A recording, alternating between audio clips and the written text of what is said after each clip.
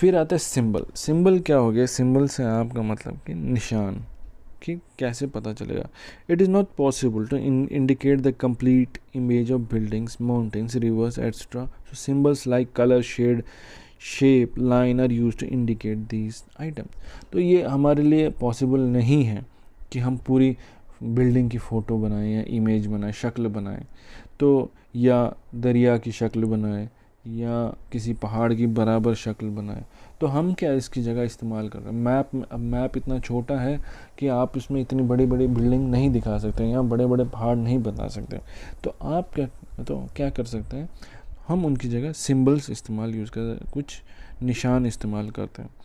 Maps have a universal language which is internationally agreed upon so that everyone can understand maps.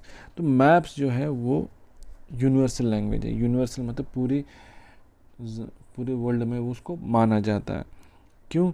क्योंकि और उसको इस हिसाब से बनाया जाता है ताकि सब उसको समझ पाए।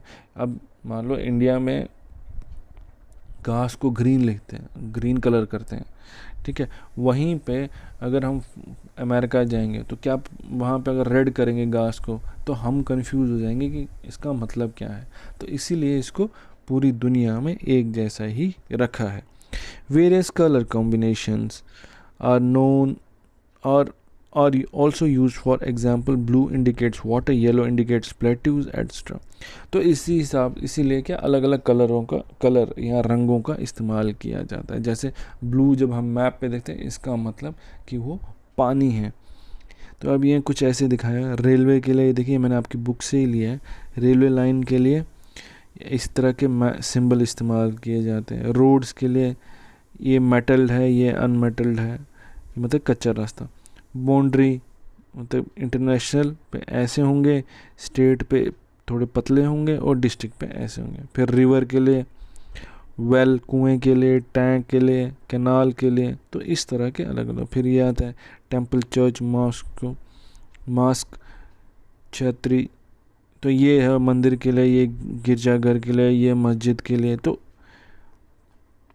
अलग अलग इस्तेमाल किए जाते हैं। फिर ग्रेवयार्ड, ये कहीं पे ग्रेवयार्ड है, कहीं पे कब्रिस्तान है।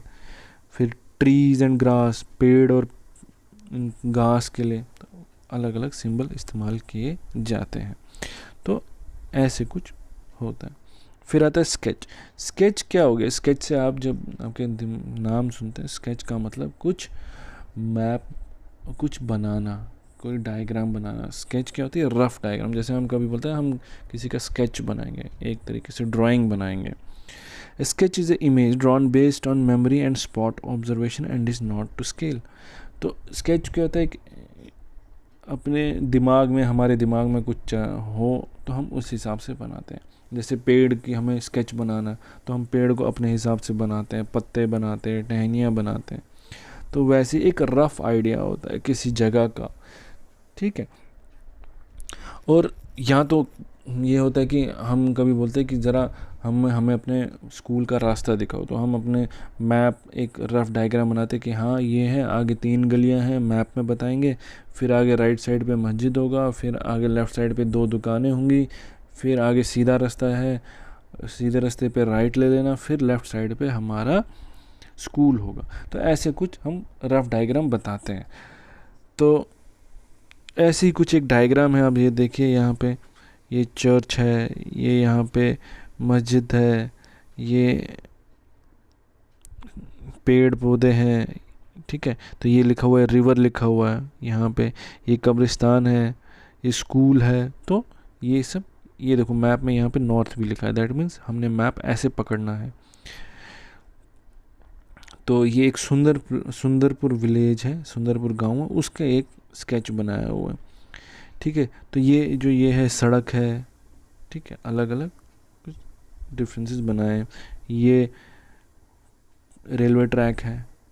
इस तरह से स्केच, एक रफ डायग्राम बनाई जाती है, ठीक है। फिर आता है प्लान का मतलब है कि ये एक ऐसी ड्राइंग जो आप अपने लार्ज स्केल पे नहीं बनाया जाता है, मगर जो बड़े बड़े एरिया के लिए नहीं बनाया जाता, छोटे एरिया के लिए बनाया जाता है। जैसे आप अपने मकान के लिए इस्तेमाल करते हो। मकान जब बनाते हैं तब हम बोलते हैं कि हम एक नक्शा बनाएंगे, फिर जैसे यहाँ पे नक्शा बनाते हैं ताकि वो उसका काम क्या होता है कि वो हम एक बारीक सी भी जो डिटेल है उसके बारे में बताए हमको। जैसे ये दिखाया बेडरूम 1, बेडरूम 2, ये जो इसका मतलब है कि ये दरवाजे होंगे, ये खिड़की है, ठीक है, ये यहाँ पे शेल्फ होगा, ये वहाँ पे ये बाथरूम है, वॉश बेसिन और टॉयलेट है, ये किचन होगा, ये लिविंग रूम है, तो ये और लिखा हुआ है कि कितना साइज़ है, कहाँ से एंट्री होगी, ये डोर है। तो ये काम होता है एक प्लान का, जो आप जब आप घर बनाते हो, नया मकान बनाते हो या रेनोवेट करते हो, नए से बनाते हो किसी घर को, उसमें इस प्लान का काम आता है। तो ये भी एक नक्शा होता है।